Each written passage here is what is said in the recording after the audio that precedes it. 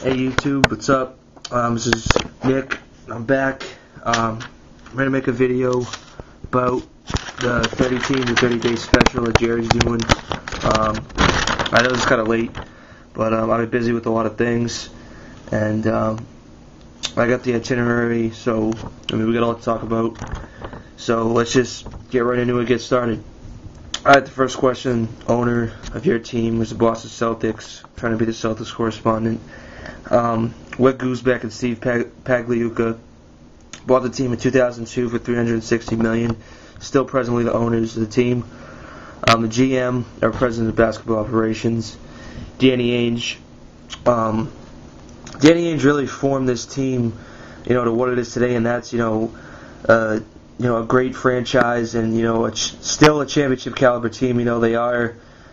They are getting a lot older as far as Paul Pierce, Kevin Garnett, Ray Allen go. The window's starting to close on them a little bit, but maybe they got a year, 2 years left, and they're some really marquee players, and so is Rajon Rondo, and he always does a good job with drafting players, and when he traded for Ray Allen and Kevin Garnett, it really formed that team, to win a championship in 2008. And I think Danny Ainge has done a great job with forming this team into a championship caliber team. So I think he's done a good job with that. All right, the next question: head coach or coaching staff. Our head coach is Doc Rivers. Doc is a wonderful coach.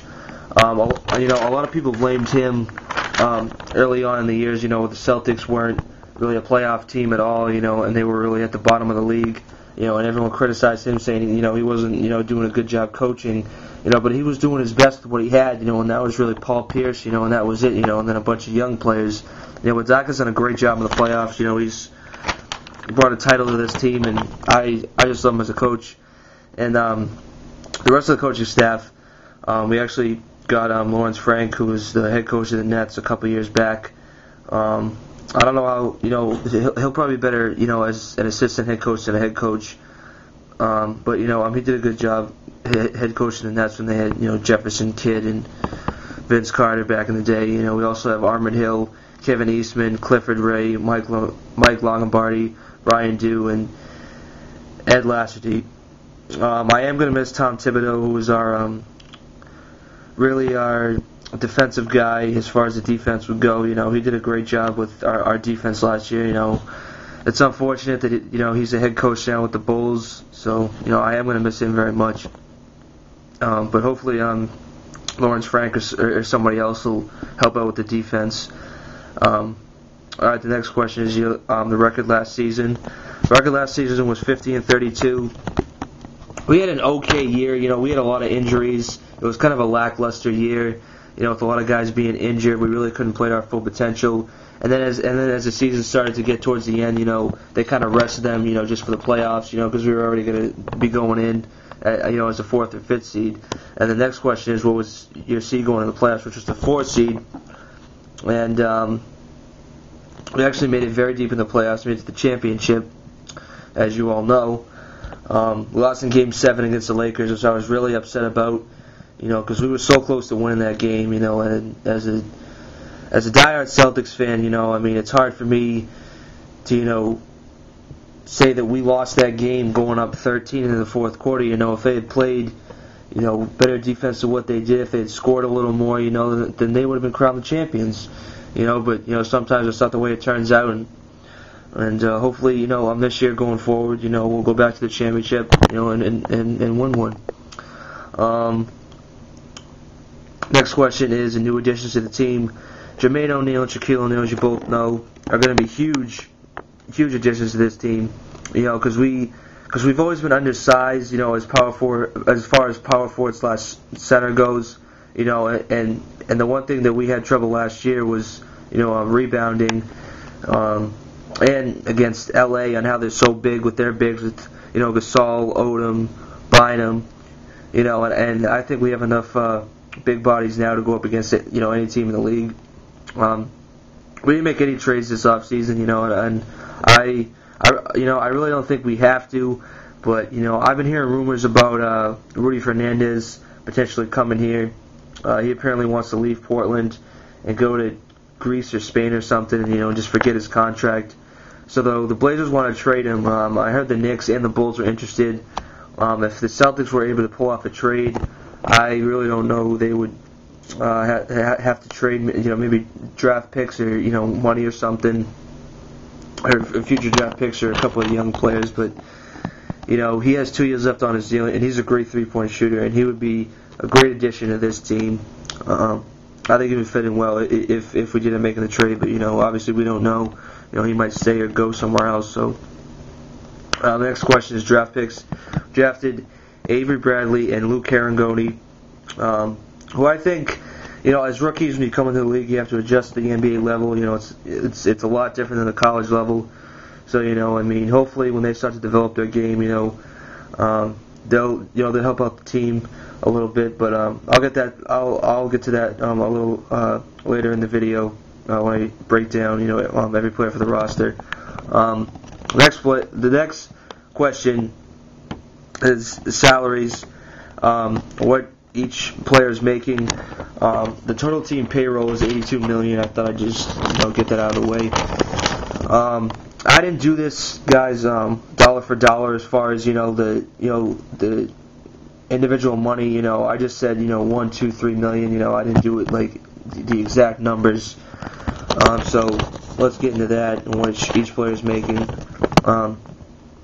Kevin Garnett, 2 years left on his deal, is making $18 million this year and $21 million next year. You got Paul Pierce, who signed that new 4-year deal, making $13 million, then $15 million, then $16 million, then $15 million. You got Ray for 2 more years. He's making $10 million and then $10 million. Then you got Rondo, 5 years left on his deal. He's making $9 million, then 10, 12, 11, and $13 million. Then you got Jermaine O'Neal. He's got 2 years, $5, $6 million. Then you got Kendrick Perkins. Last year his deal making $4 million. Got Nate Robinson, 2 years left, making $4 million, then $4 million. Then you got Glenn Davis. Last year his deal making $3 million. You got Marquise Daniels. He's got 2 years left on his deal, making $2 million and $3 million. Got Avery Bradley, making $1 million, $1 million, $1 million for 3 years, and then that's guaranteed. And then the 4th year is $2 million, but that's a team option. And then the 5th year is $3 million, and that's a player option. You got Shaquille O'Neal making $1 million and $1 million for 2 years. Then you got Von Waffer making $915,000. Then you got Luke Carangoni he has 2 years, $437,000 the first year, and then $788,000 the next year. Alright. Next question. Projected starting lineup. Alright. Now, as you all know, or you don't know, Kendrick Perkins is going to be out for a while. I've been hearing really mixed reports on how long he's going to be out. And in my opinion, I think he's going to be out, longer than what Doc or Danny's saying. Because they said the same thing about Kevin Garnett when he has knee injury. He'll be out a couple weeks. Then it turned out to months, and then it turned out being pretty much the whole year. So I think Perk could be out between a month, 2 months, maybe 4 months. I honestly don't know how long he's going to be out because they have mixed reports on it. But projected starting lineups now, and this is my opinion. Rondo at point, Ray Allen at shooting guard. You got Paul Pierce at small forward, and then I think you should move Kevin Garnett to center, and then move Glenn Davis into starting power forward. Now I say this because Glenn Davis knows the system.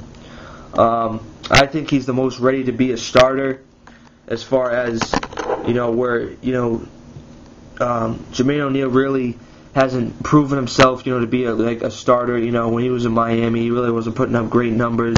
And I don't know how it's going to turn out for him if he starts again, if he'll help the team out at all. I think he'll be a better bench player. And as far as Shaquille O'Neal goes, I think if he starts, he's just going to slow down the offense. And I'm not saying that the Celtics like to run and gun, but when they are on the fast break, or they want to push the tempo a little bit, I think he'll slow that down.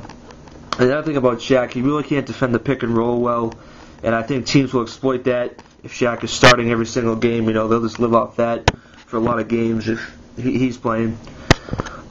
So I really think Davis should start because he knows the system the best. He has a good jump shot, and he's really reliable, and fans know what to expect from them. and that's just my opinion on the starting lineup. The key reserves.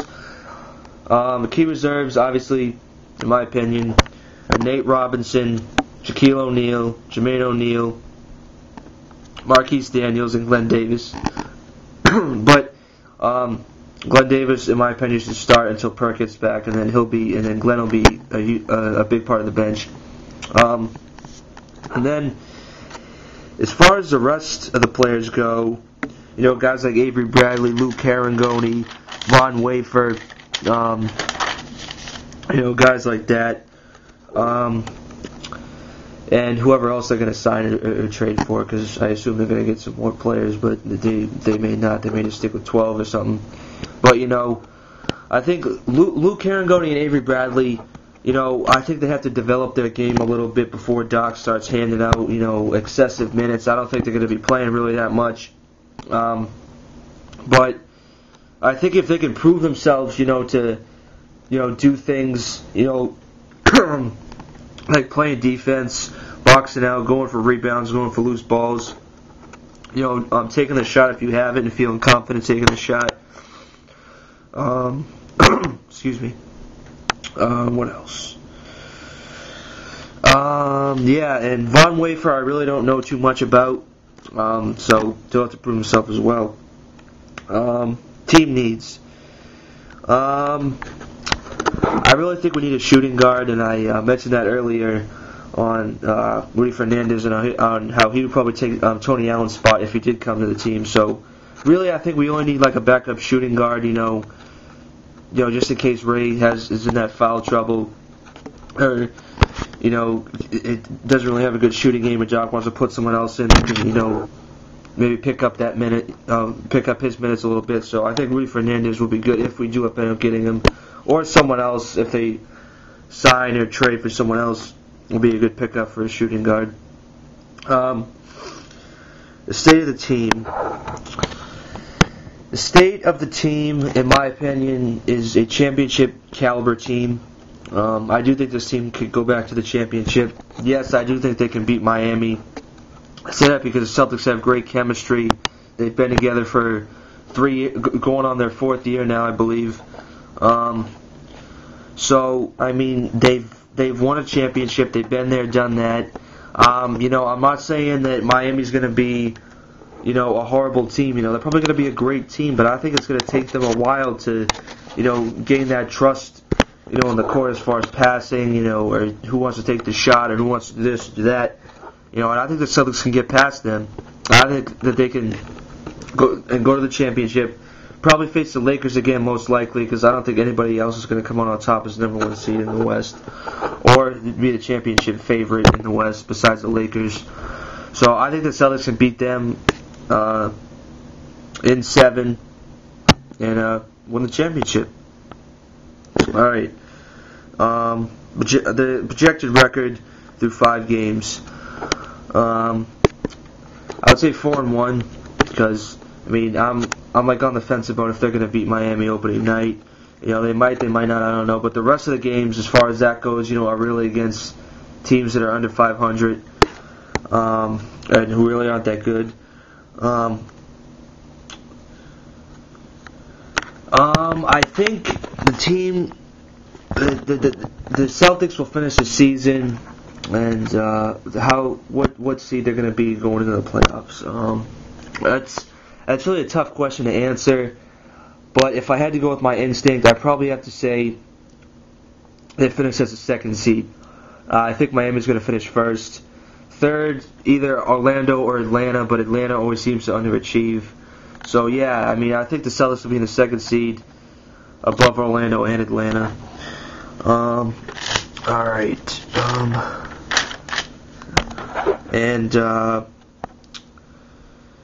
Like I said, I think they're going to win the championship this year. That's just my opinion. I think they can beat the Lakers in 7.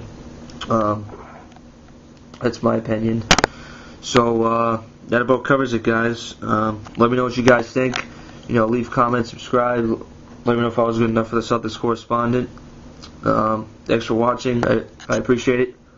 You guys have a good one.